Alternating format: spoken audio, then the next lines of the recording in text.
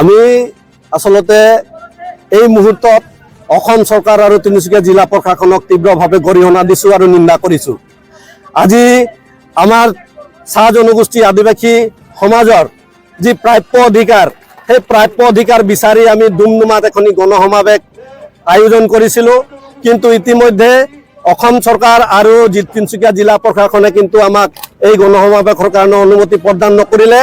তৎসত্ত্বেও কিন্তু আজি চাহ জনগোষ্ঠী আৰু আদিবাসী ৰাইজে স্বতঃস্ফূৰ্তভাৱে কিন্তু আজি ওলাই আহিছে আৰু নিজৰ অধিকাৰ আৰু নিজৰ প্ৰাপ্য বিচাৰি।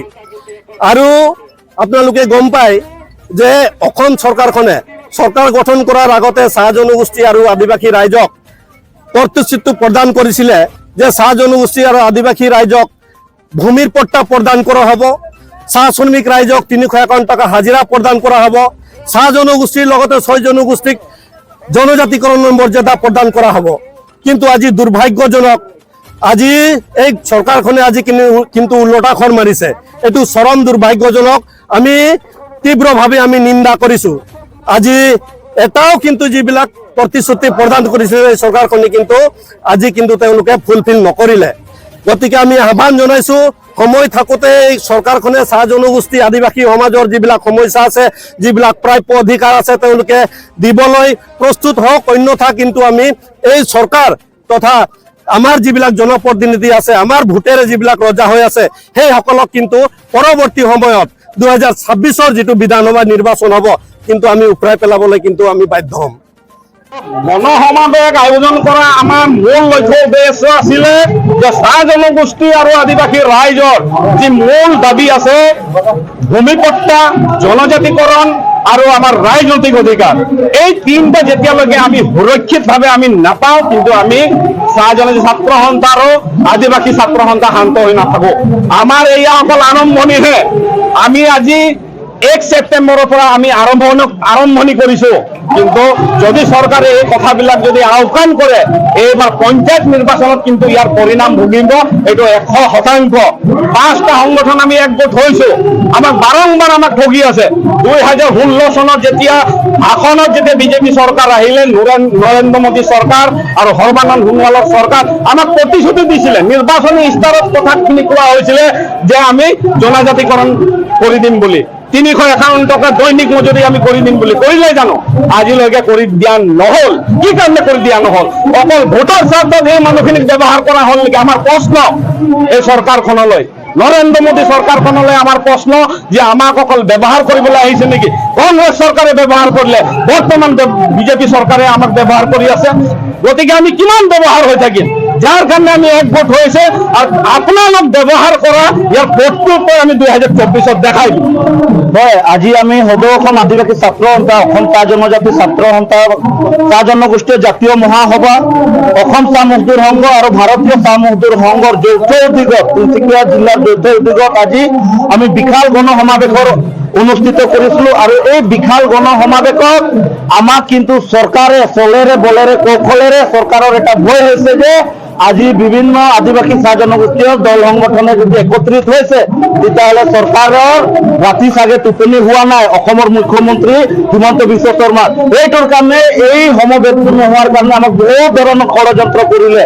আমাৰ মানুহকেইটাক জেগাই জেগাই পুলিচ প্ৰশাসন বহাই জেগাই জেগাই বাছ গাড়ী দি নমাই দিছে। কিন্তু আমাৰ ৰাইজে নিজৰ স্বতঃস্ফূৰ্তভাৱে নিজৰ অধিকাৰ পাবৰ কাৰণে আজি ইয়াত দলে বলে হাজাৰ হাজাৰ মানুহৰ সমাগম হৈছে। আৰু আমি এই মঞ্চৰ পৰা চৰকাৰক এটাই কথা ক'ব বিচাৰিছোঁ, চৰকাৰক ক'ব বিচাৰিছোঁ যে এইটো কেৱল ট্ৰেইলাৰে হয়, আৰু গোটেই পিকচাৰখন এতিয়াও বাকী আছে। সেয়ে চৰকাৰক ক'ব বিচাৰিছোঁ যে অতি শীঘ্ৰে অসমত বসবাস কৰা আদিবাসী বা চাহ জনগোষ্ঠীসকলক অতি শীঘ্ৰে জনজাতিকৰণৰ মৰ্যাদা প্ৰদান কৰক বা আমাক অতি শীঘ্ৰে ভূমিৰ পাট্টা প্ৰদান কৰিব লাগিব। অন্যথা কিন্তু এতিয়া আদিবাসী বা চাহ জনগোষ্ঠী ৰাইজ জাগি উঠিছে।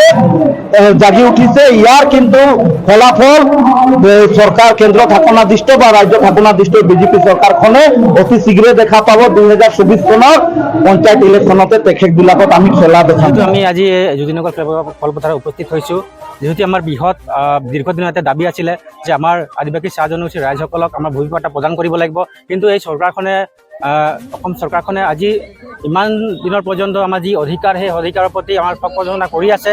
আমি এই সভাস্থলীৰ পৰা আজি এই চৰকাৰখনে সকীয়াই দিব বিচাৰিছোঁ যে আমাক যেতিয়াৰ পৰা আমাক ভূমি পাট্টা প্ৰদান নকৰে, যেতিয়ালৈকে আমাক ভূমিৰ অধিকাৰ প্ৰদান নকৰে, এই আমাৰ যি আন্দোলন এই অব্যাহত থাকিব। যেতিয়ালৈকে আমাৰ এই ভূমিৰ অধিকাৰ প্ৰদান নকৰে, আমাৰ অধিকাৰ মৌলিক অধিকাৰ আমাক প্ৰদান নকৰিব, তেতিয়ালৈকে আমাৰ এই আন্দোলন অব্যাহত থাকিব বুলি আমি এই চৰকাৰক সকীয়াই প্ৰদান কৰিছোঁ। আজি অতি দুখৰ বিষয়, যিহেতুকে আমি অহা 1 ছেপ্টেম্বৰ আজিৰ দিনটোত আমি ডুমডুমা নগৰ খেলপথাৰত চাহ জনগোষ্ঠী আদিবাসী সমাজৰ তিনিচুকীয়া জিলাত বসবাস কৰা সমূহ চাহ বাগিচা গাঁওবস্তি অঞ্চলৰ মানুহবিলাকক আমি আহ্বান জনাইছিলোঁ যাতে ডুমডুমা নগৰ খেলপথাৰত আমি বিশাল এক গণনায়ক আয়োজন কৰিছিলোঁ। কিন্তু জিলা আয়ুক্তই আমাক উক্ত কাৰ্যসূচীৰ কাৰণে কোনো ধৰণৰ পাৰ্মিশ্যন আমাক নিদিলে। আমি বাৰম্বাৰ কাতৰ অনুৰোধ জনালোঁ আৰু যোৱা তাৰিখে আমি জিলা আয়ুক্ত কাৰ্যালয়ত এই বিষয়ে আমি ধৰ্ণা কাৰ্যসূচী ৰাখিছিলোঁ। আমি ধৰ্ণা কাৰ্যসূচীৰ জৰিয়তে আমি জিলা আয়ুক্তক ক'ব বিচাৰিছোঁ যাতে আমাক গণসংযোগ কোনো শান্তি শৃংখলা ভংগ কৰাবৰ কাৰণে নহয়, কোনো আইন শৃংখলাৰ বিপৰীতে যোৱাৰ কোনো উদ্দেশ্য নাছিলে। আমাৰ গণসংযোগৰ উদ্দেশ্য আছে চাহ জনগোষ্ঠী সমাজ, এই আদিবাসী সমাজ আছে, এই সমাজৰ যি আজিলৈকে এই মাটিৰ অধিকাৰ যিহেতুকে পোৱা নাই, এই মাটিৰ অধিকাৰ পাবৰ কাৰণে আমি একগোট হ'ব বিচাৰিছিলোঁ। আৰু যি আমাৰ ৰাজনৈতিক অধিকাৰ আছে, এই ৰাজনৈতিক অধিকাৰ বিভিন্ন দলে আমাক এইবিলাক যেনেধৰণে আগবঢ়াই দিব লাগিছিল আমাক যেনেধৰণে, কিন্তু ৰাজনৈতিক ক্ষেত্ৰত আমি যথেষ্ট ইয়াত পিছুৱাইছোঁ নিচিনা অনুভৱ হৈছে। আৰু এই কথা বতৰাবিলাক পাতিবৰ কাৰণে আমাৰ ৰাইজসকলক আমি একগোট কৰি আমি বিশাল গণসংযোগৰ জৰিয়তে আজি আমি নিজৰ যি মাটিৰ অধিকাৰ, ৰাজনৈতিক অধিকাৰ, এই বিষয়সমূহ আজি উত্থাপন কৰিলোঁহেঁতেন চৰকাৰৰ ঘৰত। কিন্তু চৰকাৰে ইতিমধ্যে জিলা আয়ুক্তৰ যোগেদি আমাক এই গোটেই বিষয়টো স্তব্ধ কৰিবৰ কাৰণে ডুমডুমাত 163 ধাৰা লগাই কাৰ্ফিউ লগাই তেওঁলোকে কিন্তু আমাক গণসংযোগ পাতিবৰ কাৰণে অনুমতি প্ৰদান নকৰিলে। বৰঞ্চ আমি এটা কথা ক'ব বিচাৰিছোঁ যে আমাৰ কণ্ঠ কেতিয়াও ৰুদ্ধ নহয়, আমি কেতিয়াও আমাৰ কণ্ঠক আমি বন্ধ নকৰোঁ। আমি আমাৰ জাহাজ জনগোষ্ঠী আদিবাসী সমাজৰ কাৰণে আমি যিহেতুকে আমি কাম কৰিব ওলাই আহিছোঁ, আমাৰ জাতি মাটি ভেটি ৰক্ষাৰ কাৰণে আমি যিকোনো আমি পদক্ষেপ ল'বলৈ আমি বাধ্য। যিহেতুকে চৰকাৰৰ বিভিন্ন সময়ত বিভিন্ন ধৰণৰ কথা কৈ জনগোষ্ঠীটোক উত্তৰণৰ ক্ষেত্ৰত কিন্তু আজিলৈকে কোনো ধৰণৰ জাতিৰ উন্নয়ন আমি দেখা নাপালোঁ। আৰু আমি এই চেগতে ক'ব বিচাৰিম যে আজি গণসংযোগ হোৱাৰ পৰিপ্ৰেক্ষিতত কিন্তু গণবিক্ষোভহে আজি সৃষ্টি হৈছে। বিভিন্ন ৰাজপথত বিভিন্ন ধৰণৰ মানুহ আজি ওলাই আহিছে, যদিও অনুমতি প্ৰদান নকৰিলে গণসংযোগৰ কাৰণে, কিন্তু মানুহে জাগি উঠিছে, গম পাইছে যে অধিকাৰ আমাক লাগিব বুলি অনুভৱ কৰি আজি ৰাজপথলৈ ওলাই আহিছে। হয়তো ডুমডুমা নগৰ খেলপথাৰত যদিও অনুমতি নিদিয়ে, কিন্তু ডুমডুমাত ইতিমধ্যে আমি খবৰ পাইছোঁ যথেষ্ট মানুহ ওলাই আহিছে। আৰু লংচলত ওলাইছে, বিভিন্ন ডিগবৈ বৰডুমচা বিভিন্ন জাগাৰ পৰা ওলাই আহি কিন্তু এটা গণবিক্ষোভ সৃষ্টি হৈছে। গতিকে আমি আয়ুক্তৰ যোগেদি জিলা আয়ুক্তৰ যোগেদি আমি ক'ব বিচাৰিছিলোঁ যে অসম চৰকাৰক যে আমাৰ এই কাৰ্যসূচী শান্তি শৃংখলা বজাই ৰাখি আমি কাম কৰিম, আমি কথা বতৰাবিলাক আমি পাতিম। কিন্তু যোৱা এইকেইদিন যি তিনিচুকীয়া জিলাত যি পৰিৱেশ সৃষ্টি হৈ আছে, সেই কথাবিলাক যাতে ৰাজনীতিক ষড়যন্ত্ৰ আমি গোন্ধ পাইছোঁ। আৰু আমাৰ চাহ জনগোষ্ঠীৰ যিবিলাক বিধায়ক মন্ত্ৰী আছে তেওঁলোকক আমি সকীয়াই দিব বিচাৰিছোঁ এই কাৰ্যসূচীবিলাকৰ যোগেদি, যে তেওঁলোকে যি ষড়যন্ত্ৰ ৰচনা কৰি আমাৰ এই চাহ জনগোষ্ঠী আদিবাসী সমাজক ভাগ কৰাৰ যি ৰাজনীতিক চক্ৰান্ত চলাইছে, সেইবিলাক তেওঁলোকে বন্ধ কৰিব লাগে।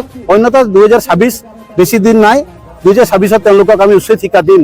আৰু আমি চাহ জনগোষ্ঠী জাতীয় সভা, আছা, ACMS, BCMS এই 5টা সংগঠন একগোট হৈ আমি কাৰ্যসূচীবিলাক লৈ আছোঁ। হয়তো আমি ভাবিছোঁ চৰকাৰে ইয়াত যথেষ্ট শংকিত হৈছে, জিলা আয়ুক্তও শংকিত হৈছে, গতিকে আমাক অনুমতিবিলাক দিয়া নাই। কিন্তু কিমান দিনলৈকে অনুমতি নিদিব, আমি আমাৰ কামবিলাক আমি কৰি যাম, আমাৰ কাৰ্যসূচী আমি চলাই যাম। আমাৰ জাতি মাটি ভেটি ৰক্ষাৰ যেতিয়ালৈকে আমাৰ মানুহ সুনিশ্চিত নহয়, আমাৰ মানুহে যেতিয়া অধিকাৰ নাপায়, তেতিয়ালৈকে কিন্তু আমি আমাৰ এই কাৰ্যসূচীবিলাক আমি অব্যাহত ৰাখিম।